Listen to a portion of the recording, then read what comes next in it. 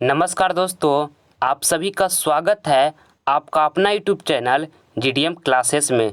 दोस्तों, आज की इस वीडियो में हम कक्षा 10वीं के लिए विषय गणित का दोस्तों महत्वपूर्ण प्रश्न करेंगे, जो कि मैट्रिक बोर्ड परीक्षा के लिए दोस्तों काफ़ी ही महत्वपूर्ण प्रश्न है। ठीक है दोस्तों, जितना भी इस वीडियो में हम क्वेश्चन को सिलेक्ट किए हैं वो आपका एग्जाम में पूछा हुआ क्वेश्चन है। ठीक है, इसलिए सारे प्रश्न को ध्यानपूर्वक अच्छे तरीके से समझते चलिएगा। ठीक, और वीडियो को दोस्तों एंड तक आप बने रहिएगा। चलिए हम वीडियो को स्टार्ट करते हैं। और दोस्तों, आप ज़िंदगी में जो बनना चाहते हैं, जो करना चाहते हैं, वह ज़रूर कीजिए। यह मत सोचिए कि लोग क्या कहेंगे, क्योंकि लोग तो तब भी आपको कुछ कहेंगे जब आप कुछ नहीं करिएगा। ठीक है, देखिए आज का पहला प्रश्न देखिए, इसमें आपसे पूछा गया है कि tan 60 डिग्री का मान होगा। ठीक है, अब फर्स्ट ऑप्शन में लिखा हुआ 1/√3, सेकेंड ऑप्शन में लिखा हुआ है √3 और थर्ड ऑप्शन में लिखा हुआ है 2/√3 और यहाँ लास्ट में लिखा हुआ है 1। ठीक है, तो दोस्तों tan 60 डिग्री का मान होगा, तो tan 60 डिग्री का जो मान होता है दोस्तों √3 होता है। ठीक है, ऑप्शन नंबर यहाँ पर बी जो होगा हमारा बिल्कुल राइट हो जाएगा। ऑप्शन नंबर बी बिल्कुल सही है। आइए अगला प्रश्न अब हम देखते हैं।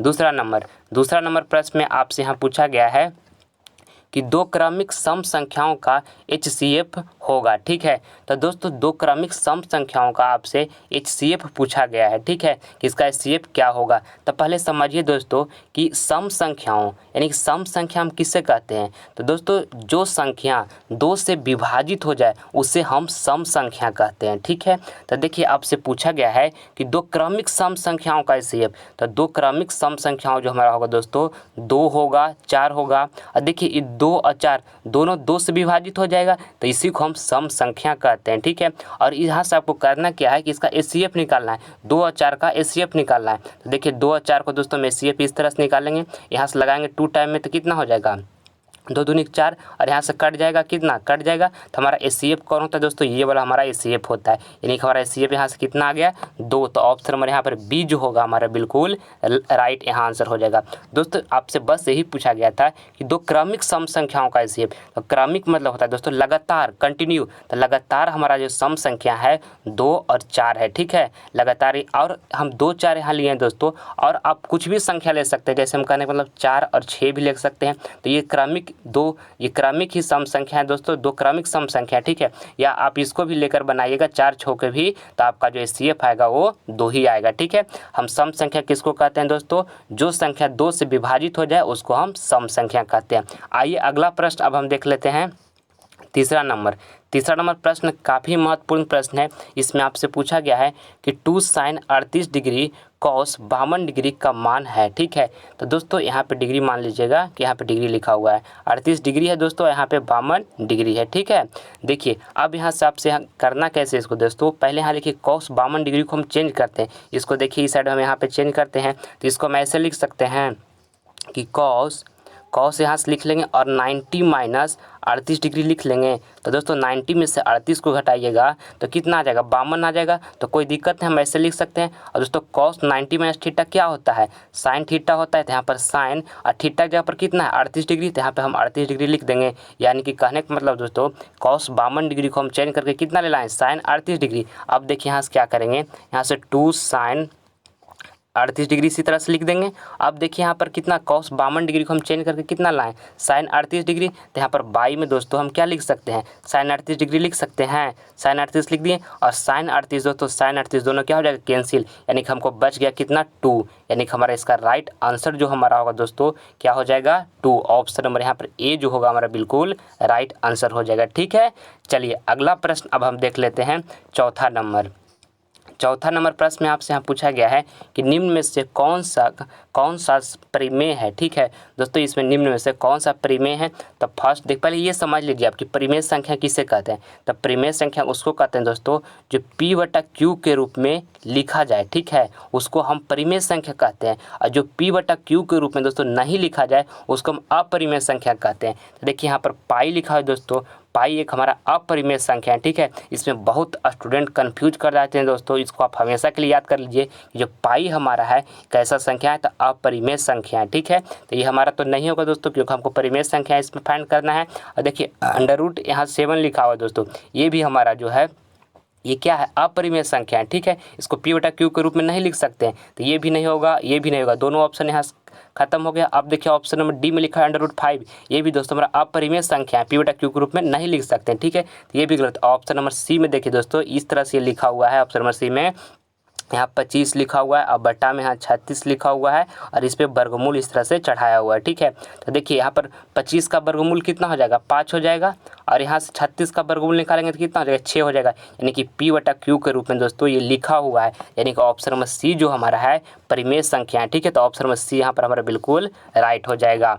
आइए अगला प्रश्न अब हम देख लेते हैं। 5वां नंबर प्रश्न में आपसे यहाँ पूछा गया है कि बिंदु 4, -3 किस चतुर्थांश में होगा। ठीक है, तो देखिए इसको आप याद कर लीजिएगा दोस्तों, ये काफ़ी महत्वपूर्ण प्रश्न है आपके एग्जाम के लिए। ठीक है, देखिए फर्स्ट क्वाड्रेंट जो होता है हमारा, ये होता है फर्स्ट क्वाड्रेंट, और फर्स्ट क्वाड्रेंट में दोस्तों प्लस कॉमा प्लस होता है। ठीक है, इसको आप याद रखें। ठीक, और देखिए सेकेंड क्वाड्रेंट दोस्तों ये वाला हमारा होता है, ये सेकेंड क्वाड्रेंट है। ठीक है, और सेकेंड क्वाड्रेंट में दोस्तों माइनस कॉमा प्लस होता है। ठीक, और देखिए आप ये वाला हमारा थर्ड होता है। ठीक है, थर्ड क्वाड्रेंट, और थर्ड क्वाड्रेंट में दोस्तों माइनस कॉमा माइनस होता है। ठीक, और यहाँ पर देखिए फोर्थ क्वाड्रेंट होता है। ठीक है, और फोर्थ क्वाड्रेंट में दोस्तों प्लस कॉमा माइनस होता है। ठीक है, तो आपसे यहाँ पूछा गया है कि 4, -3 किस चतुर्थांश में होगा। ठीक है, तो देखिए पहले प्लस है और फिर माइनस है, तो कौन चतुर्थांश में जा रहा है, फोर्थ में जा रहा है, तो हमारा यहाँ राइट आंसर जो होगा दोस्तों कौन होगा, चतुर्थ। चतुर्थ मतलब होता है दोस्तों फोर्थ। ठीक है, तो यहाँ पर हमारा ऑप्शन नंबर डी जो होगा बिल्कुल राइट हो जाएगा। आइए इसको दोस्तों आप अच्छी तरीके से याद कर लीजिएगा। आइए अगला प्रश्न अब हम देख लेते हैं। 6ठा नंबर, किसी वृत्त के बाह्य बिंदु P से 2 स्पर्श रेखाएं PA एवं PB खींची गई है। यदि PA बराबर 8 सेंटीमीटर तो PB की लंबाई होगी। दोस्तों इस प्रश्न में आपसे पूछा गया है कि किसी वृत्त के बाह्य बिंदु P से 2 स्पर्श रेखाएं PA एवं PB खींची गई है। यदि PA बराबर 8 सेंटीमीटर है तो PB की लंबाई होगी। तो देखिए दोस्तों पहले मैं यहाँ से एक वृत्त बना लेते हैं। ठीक है, देखिए ये हमारा मान लीजिए वृत्त है, और वृत्त यहाँ से आपको कहा गया है कि वृत्त किसी वृत्त के बाह्य बिंदु P से, अब मान लीजिए कि यहाँ पर कोई बाह्य बिंदु है दोस्तों P है। ठीक है, बाह्य बिंदु क्या है, P है, और यहाँ से आपको 2 स्पर्श रेखाएं खींचना है। तो यहाँ से स्पर्श रेखा दोस्तों हम इस तरह से खींच लेते हैं, और एक स्पर्श रेखा इस तरह से हम खींच लेते हैं दोस्तों, यहाँ से स्पर्श रेखा। ठीक है, स्पर्श रेखा खींच लिए। अब इसमें हमको पहले क्या कहा है, P है, तो यहाँ पर मान लीजिए कि A है, और दूसरा काम क्या कर रहा है, PB, तो यहाँ पर मान लेते हैं कि PB है। ठीक है, और दोस्तों इसमें आपसे पहला PA जो है 8 सेंटीमीटर दे दिया है, यानी PA मतलब ये दोस्तों, ये हमारा कितना दिया हुआ है, 8 सेंटीमीटर। ठीक है, और आपसे यहाँ से PB की लंबाई होगी पूछा है। तो दोस्तों जब इस तरह से हम स्पर्श रेखा खींचते हैं तो ये वाला और ये वाला दोनों बराबर होता है। ठीक है, ये वाला क्या होता है, दोनों बराबर होता है। और यहाँ से हमको P अगर जो 8 सेंटीमीटर दे दिया है दोस्तों, तो PB की लंबाई भी कितना हो जाएगा, 8 सेंटीमीटर ही हो जाएगा। ठीक है, तो ऑप्शन नंबर यहाँ पर हमारा डी जो होगा दोस्तों बिल्कुल राइट हो जाएगा। आप इसको हमेशा के लिए याद कर लीजिएगा कि जब इस तरह से हम स्पर्श रेखा खींचते हैं तो यहाँ से PA जो हमारा स्पर्श रेखा है दोस्तों और PB जो है दोनों आपस में बराबर होगा। ठीक है, चलिए अगला प्रश्न अब हम देख लेते हैं।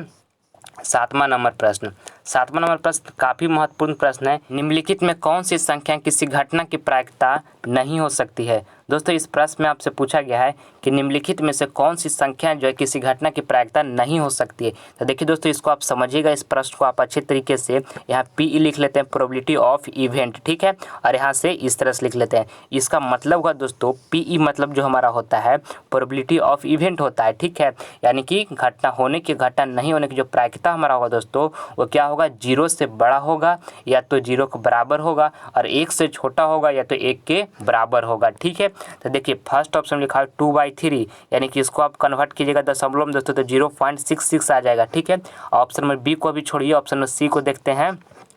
लिखा हुआ है 15% दोस्तों, यहाँ से परसेंट को हम हटाएंगे तब बट्टा में 100 आ जाएगा। ठीक है, और यहाँ से आगे देखिए इसको दशमलव में लिखेंगे तो 0 पॉइंट के कितना हो जाएगा, 15 हो जाएगा। ठीक है, अब देखिए यहाँ से ऑप्शन दोस्तों अगर जो बट्टा में आपको 2 0 है तो ऊपर में जो संख्या लिखा हुआ है वो 2 अंक के बाद दशमलव बैठाते हैं, तो 2 अंक के बाद हम दशमलव बैठाएं तो कितना हो जाएगा, 0.15।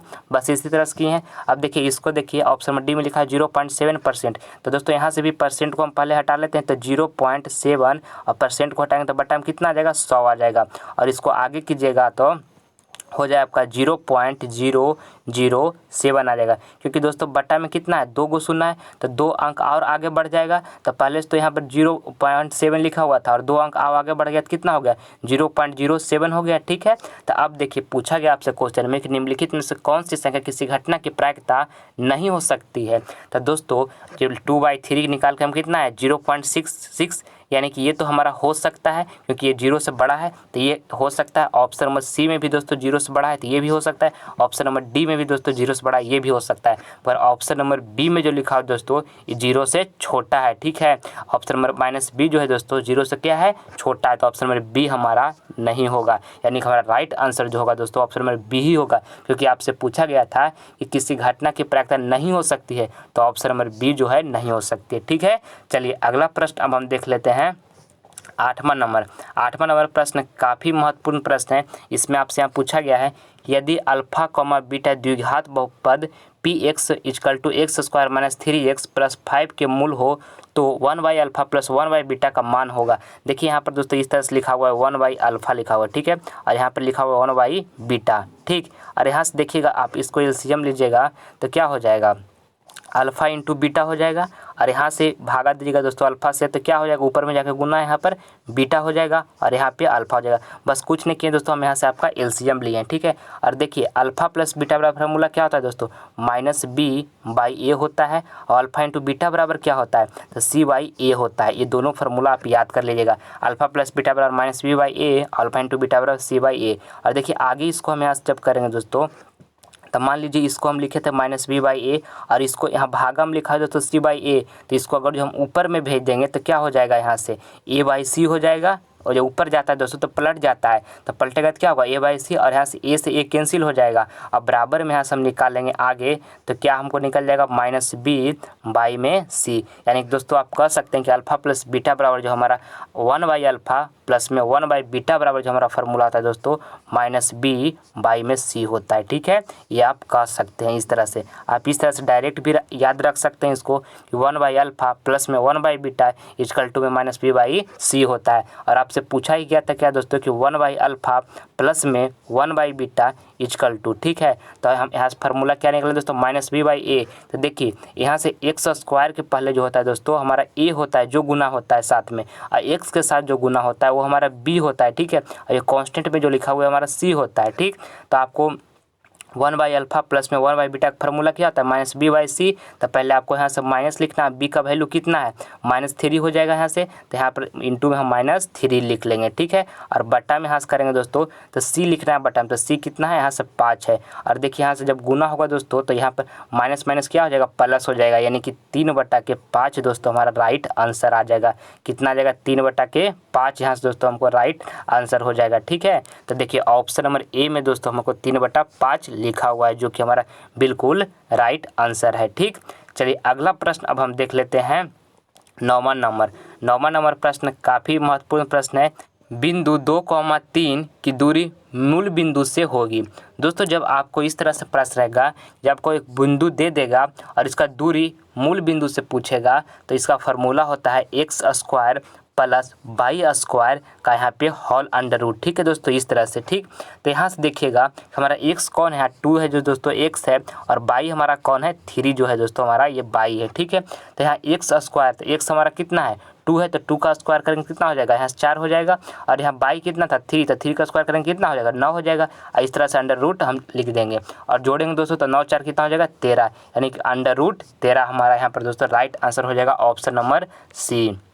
इसको याद रखिएगा फार्मूला दोस्तों, जब आपको एक बिंदु दे देगा और दूरी मूल बिंदु से पूछेगा तो x² प्लस में y² का अंडर रूट होता है। ठीक है, चलिए अगला प्रश्न अब हम देख लेते हैं 10 नंबर। और दोस्तों अगर जो आप हमारे चैनल पर पहली बार विजिट किए हैं दोस्तों तो आप इस चैनल को सब्सक्राइब कर लें, क्योंकि जितना भी हम इस पर आपको प्रश्न करवा रहे हैं दोस्तों आपका एग्जाम के लिए काफ़ी ही महत्वपूर्ण प्रश्न है। ठीक है, सारे प्रश्न को दोस्तों आप अच्छी तरीके से समझें और बार बार सारा प्रश्न को दोस्तों आप प्रैक्टिस करें। ठीक है, आपका एग्जाम का बेस्ट प्रिपरेशन होगा दोस्तों और 400+ मार्क्स जरूर आएगा। ठीक है, बस आप अच्छी तरीके से पढ़ाई करते रहें। देखिए 10वां नंबर प्रश्न में आपसे यहाँ पूछा गया है, यदि किसी वृत्त की त्रिज्या दुगनी कर दी जाए तो नए एवं पुराने वृत्तों की परिधियों का अनुपात होगा। ठीक है, देखिए कहा गया है दोस्तों कि किसी वृत्त की त्रिज्या को दुगनी कर दिया जाए, यानी त्रिज्या दोस्तों जिसको हम आर से डिनोट करते हैं, मान लेते हैं पहले त्रिज्या पी होगा, ठीक है, और इसके बाद कह रहा है दुगनी कर दिया जाए, ठीक है, और बाद में जो त्रिज्या हमारा था इसको दुगना कर देंगे, तो दुगना करेंगे तो त्रिज्या कितना 2p हो जाएगा दोस्तों दुगना करेंगे तो। और आपसे पूछा गया कि नए एवं पुराने वृत्तों की परिधियों का अनुपात होगा, तो दोस्तों जो वृत्त की परिधि होता है वो क्या होता है 2πr होता है दोस्तों वृत्त की परिधि, ठीक है।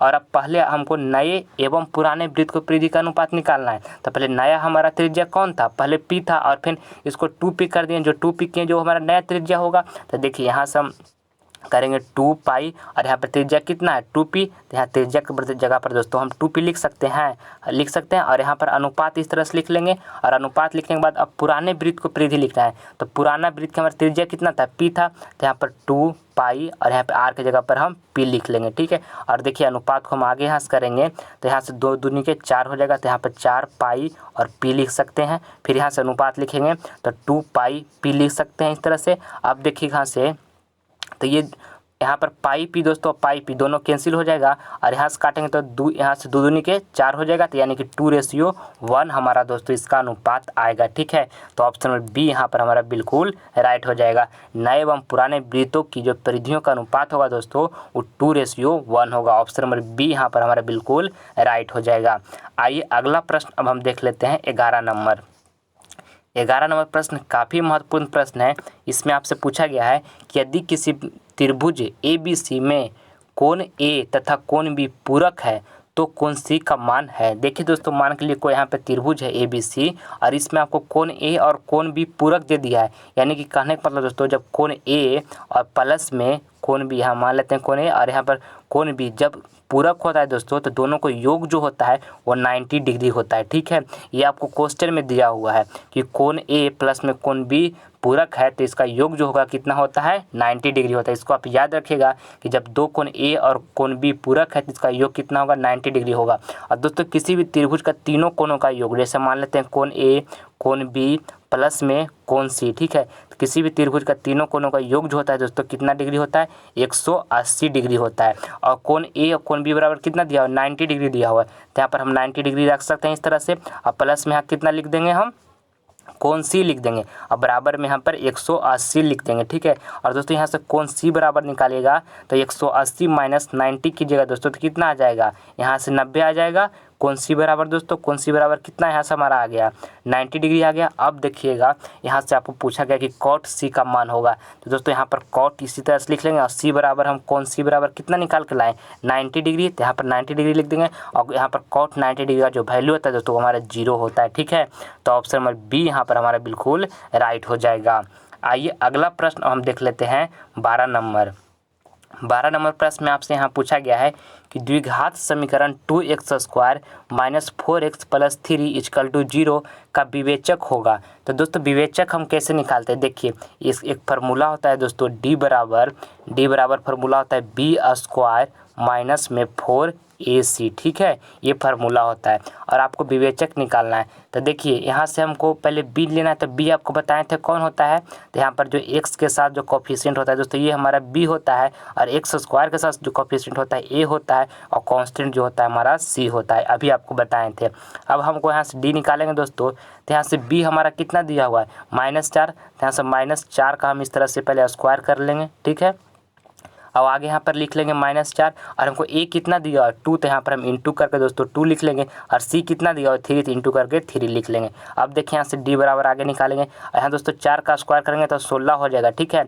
-4 है दोस्तों मगर 2 बार जब गुना होता है तो स्क्वायर में +16 होता है, ठीक है। चलिए आगे देखते हैं यहाँ से, तो दूध यहाँ से गुना करेंगे दोस्तों तो कितना हो जाएगा 4 दूनी 8 और 3 के 24 हो जाएगा, ठीक है। यहाँ से 24 लिख लिए। अब देखिए यहाँ से आगे करते हैं हम, तो दोस्तों यहाँ से आप जब ऐसे आपको दिखेगा तो बड़ा में से छोटा पहले घटा लीजिएगा, तो मान के लिए हम 24 माइनस के पहले 16 इस तरह से घटा लेते हैं, तो यहाँ से घटाएंगे दोस्तों तो कितना आ जाएगा 8। अब देखिए जो साइन था इसमें 24 में माइनस का साइन लगा हुआ था, तो पहले 8 यहाँ पर घटा लेंगे और दोनों में से जो बड़ा होगा दोस्तों उसका साइन यहाँ पर आप लगा दीजिएगा। तो दोस्तों दोनों में से बड़ा कौन है 16 और 24 में बड़ा कौन है, यहाँ 24 बड़ा है, तो यहाँ पर आप माइनस साइन लगाएंगे, ठीक है। यानी कि हमारा जो इसका d बराबर निकल के आ गया दोस्तों कितना आ गया -8 हमको डी बराबर यहाँ से निकल के आया है। ठीक है, तो ऑप्शन नंबर यहाँ पर सी जो होगा हमारा बिल्कुल राइट आंसर हो जाएगा। ठीक है, ये फार्मूला दोस्तों आप याद रखिएगा कि डी बराबर जो फार्मूला होता है बी स्क्वायर माइनस 4ac होता है। ठीक है, चलिए अगला प्रश्न अब हम देख लेते हैं 13 नंबर। 13 नंबर प्रश्न में आपसे यहाँ पूछा गया है कि किसी निश्चित घटना की प्रायिकता निम्न में से कौन होगी। ठीक है, तो दोस्तों निश्चित घटना की जो प्रायिकता होती है दोस्तों हमारा 1 होता है। ठीक है, ऑप्शन नंबर डी यहाँ पर बिल्कुल राइट हो जाएगा। और जब आपसे पूछेगा कि अनिश्चित घटना की प्रायिकता कितनी होती है तो वो 0 होता है। ठीक है, काफ़ी महत्वपूर्ण ये प्रश्न है दोस्तों, इसको आप हमेशा याद रखिएगा। चलिए अगला प्रश्न अब हम देखते हैं। और दोस्तों अगर जो आप हमारा मैथ का दूसरा वीडियो देखना चाहते हैं तो हमारा डिस्क्रिप्शन में दोस्तों मैथ का प्लेलिस्ट का लिंक मिल जाएगा, वहां पर जाके आप दोस्तों मैथ का हमारा इससे पहले जो वीडियो बनाए हैं वो आप देख सकते हैं। ठीक है, उसमें भी जितना प्रश्न करवाएं दोस्तों आपके लिए काफ़ी महत्वपूर्ण प्रश्न है। अगर जो उसे देखना चाहते हैं तो आपको लिंक डिस्क्रिप्शन में मिल जाएगा मैथ का प्लेलिस्ट का, वहाँ पर जाके आप देख सकते हैं। ठीक है, देखिए 14 नंबर प्रश्न देखिए, वृत्त की सबसे बड़ी जीवा होती है। देखिए दोस्तों आपसे पूछा गया कि वृत्त की सबसे बड़ी जीवा होती है, जैसे मान के लिए वृत्त है बना लेते हैं। अरे देखिए ये भी जो है दोस्तों ये जीवा है। ठीक है, ये भी है दोस्तों जो जीवा है, ये सब जो है दोस्तों जीवा है। ठीक है, मगर आपसे पूछा गया कि वृत्त की सबसे बड़ी जीवा होती है, तो देखिए इसको हम फिर से बनाते हैं। आपको देखिए मान के लिए वृत्त बना लिए और इसमें पूछा गया सबसे बड़ी जीवा, तो सबसे बड़ी जीवा होता है दोस्तों हमारा व्यास होता है। देखिए ये भी हमारा जीवा ही है, मगर इसको हम क्या कहेंगे, व्यास भी कहेंगे। तो वृत्त की जो सबसे बड़ी जीवा होती है दोस्तों वो क्या होती है, व्यास होती है। ठीक है, ऑप्शन नंबर यहाँ पर हमारा सी जो होगा बिल्कुल राइट हो जाएगा। आइए अगला प्रश्न अब हम देख लेते हैं 15 नंबर। 15 नंबर प्रश्न काफ़ी महत्वपूर्ण प्रश्न है। इसमें आपसे पूछा गया यहाँ से कि यदि tan थीटा बराबर 8/15 हो तो कौशिक थीटा का मान होगा। ठीक है दोस्तों, यहाँ tan थीटा बराबर फार्मूला क्या होता है, तो tan थीटा बराबर फार्मूला दोस्तों P/B होता है। और यहाँ से बराबर में कितना दिया हुआ है, 8/15 दिया हुआ है। ठीक है, और आपसे पूछा गया यहाँ से कि कौशिक थीटा बराबर होगा, तो कौशिक थीटा बराबर फार्मूला क्या होता है दोस्तों, H/P होता है। ठीक है, अब देखिए पैथागोरस प्रमेय यहाँ सब जानते होंगे दोस्तों। पैथागोरस प्रमेय क्या होता है, H² बराबर में यहाँ लिखेंगे P² और फिर यहाँ बराबर प्लस में क्या लिखेंगे, B²। ठीक है, ये होता है दोस्तों पैथागोरस प्रमेय। हमारा क्या होता है पैथागोरस प्रमेय, H² बराबर में P² प्लस B² होता है। ठीक है, और अब हमको यहाँ से H निकालना होगा दोस्तों, तो देखिए इस तरह से लिख लेंगे H²। अब P कितना दिया 8, तो 8 का स्क्वायर करेंगे दोस्तों तो कितना हो जाएगा 64। यहाँ प्लस यहाँ 64 लिखे हैं, अब प्लस यहाँ लिखेंगे B का स्क्वायर, तो B कितना दिया 15, तो 15 का स्क्वायर कीजिएगा दोस्तों तो 225 हो जाएगा। ठीक है, और यहाँ 225 लिखे हैं और यहाँ से H² बराबर आगे निकालेंगे तो यहाँ से जोड़ेंगे 64 और 225 को दोस्तों तो कितना हो जाएगा 289 हो जाएगा। ठीक है, और देखिए यहाँ से H बराबर हम निकालेंगे अब दोस्तों, तो यहाँ पर 289 जो लिखा हुआ है स्क्वायर इस साइड था दोस्तों, तो बराबर के उस साइड में क्या हो जाएगा, वर्गमूल हो जाएगा। यानी कि दोस्तों यहाँ से हम कह सकते हैं, और यहाँ पे 289 का दोस्तों जो वर्गमूल होता है कितना होता है 17 होता है। ठीक है, यानी कि H बराबर हमको कितना निकल गया 17। और आपसे पूछा गया था कि कौशिक थीटा बराबर का मान होगा, और कौशिक थीटा का फार्मूला क्या होता है H/P, तो H हम कितना निकालेंगे 17 और यहाँ से P कितना था हमको पहले से मालूम 8, तो यहाँ पे 8 लिख लेंगे। यानी कि हमारा इसका राइट आंसर होगा दोस्तों 17/8 जो कि ऑप्शन नंबर ए में है। तो ऑप्शन नंबर ए यहाँ पर बिल्कुल राइट हो गया। अब देखिए दोस्तों ये एक प्रश्न जो आपको HW दिया जा रहा है, और HW प्रश्न में आपसे यहाँ पूछा गया दोस्तों कि वृत्त की परिधि निम्न में से कौन है। ठीक है दोस्तों, आप इसको कमेंट करके बताइएगा, ये HW का आपका क्वेश्चन है कि इसका राइट आंसर जो होगा दोस्तों कौन होगा। ठीक है, आपका हम रिप्लाई जरूर देंगे। बस क्वेश्चन में आपसे पूछा गया है किसी वृत्त की परिधि दोस्तों, वृत्त की परिधि निम्न में से कौन है, यानी कि दोस्तों वृत्त के जो परिधि के जो फार्मूला होता है वो इसका कौन होगा फार्मूला जो बिल्कुल राइट होगा। ठीक है, आप हमको कमेंट करके ज़रूर बताइएगा। मैं उम्मीद करता हूं दोस्तों कि वीडियो आपको पसंद आया होगा, तो प्लीज़ आपसे लाइक करें, अपने दोस्तों में शेयर करें, और आप हमारे चैनल पर नए हैं तो इस चैनल को सब्सक्राइब कर लें ताकि आने वाला वीडियो का नोटिफिकेशन मिस ना कर सकें। मिलते हैं अगले वीडियो में, तब तक के लिए जय हिंद।